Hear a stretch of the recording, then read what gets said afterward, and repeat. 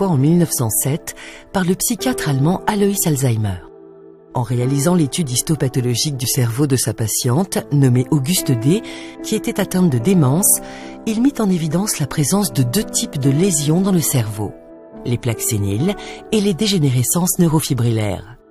Il conclut à une maladie singulière du cortex cérébral. 100 ans après, grâce aux techniques scientifiques actuelles, la recherche a fait un bond dans la compréhension de la maladie. Nous savons que le cerveau est constitué de neurones et qu'ils sont connectés entre eux pour former un vaste réseau. Ces connexions, appelées synapses, permettent de faire passer l'information d'un neurone à un autre.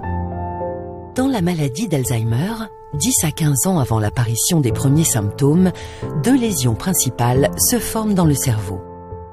Les plaques séniles, constituées de la protéine bêta-amyloïde, et les dégénérescences neurofibrillaires, constituées de la protéine tau. Comment se forme la plaque sénile? À la surface des neurones, il existe une grande protéine appelée APP. Dans les conditions normales, l'APP est coupée à la surface des neurones et elle libère une protéine appelée bêta-amyloïde. Cette protéine bêta-amyloïde se dégrade ensuite dans l'organisme. Dans la maladie d'Alzheimer, il existe un déséquilibre. La protéine bêta-amyloïde n'est plus bien régulée et elle se retrouve en trop grande quantité. Elle s'agrège alors sous forme de fibrils insolubles qui forment les plaques séniles. Comment se forment les dégénérescences neurofibrillaires? Lorsqu'un neurone communique avec un autre, un signal va du corps du neurone, dit soma, à la synapse pour transférer l'information. Ce signal passe à travers le squelette du neurone, constitué de microtubules. Ces microtubules sont stabilisés par la protéine tau normale. Dans la maladie d'Alzheimer, la protéine tau devient anormale. Elle est défectueuse et se détache des microtubules. De ce fait, le squelette du neurone se dissocie car il n'est plus maintenu. De son côté, la protéine tau anormale s'agrège dans le neurone. Sans squelette, les neurones dégénèrent et les connexions entre les neurones se perdent. La protéine tau anormale qui s'agrège dans le neurone forme des filaments.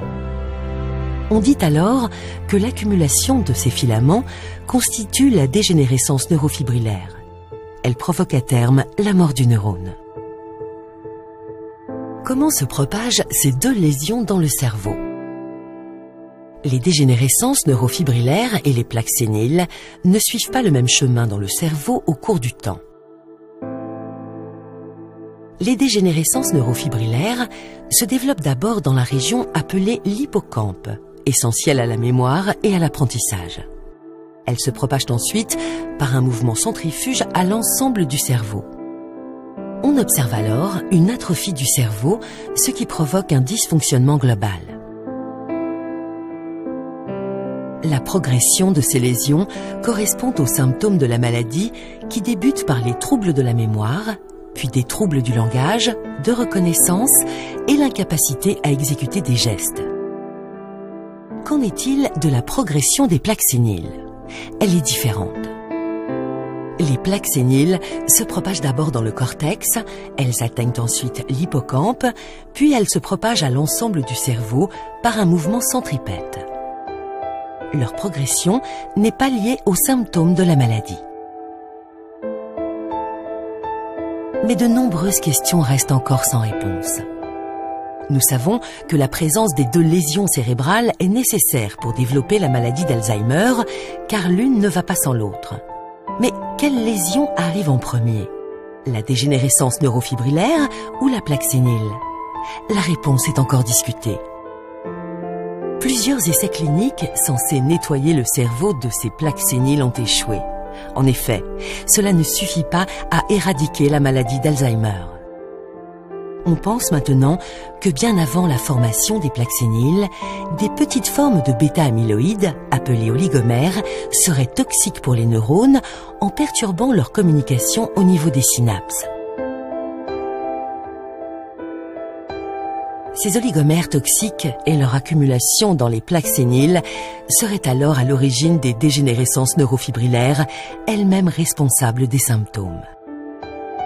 Mais le lien entre la protéine bêta-amyloïde et la protéine Tau est encore mal compris. Quel est le déroulement exact des mécanismes moléculaires qui amènent au développement de la démence? Quel est le rôle de la génétique et des facteurs de risques environnementaux dans la survenue de la maladie? La recherche scientifique est primordiale pour répondre à ces questions. Grâce aux chercheurs, on connaît de mieux en mieux la maladie d'Alzheimer dans sa complexité et de nouvelles voies permettent d'entrevoir des espoirs concrets pour éradiquer cette maladie dévastatrice.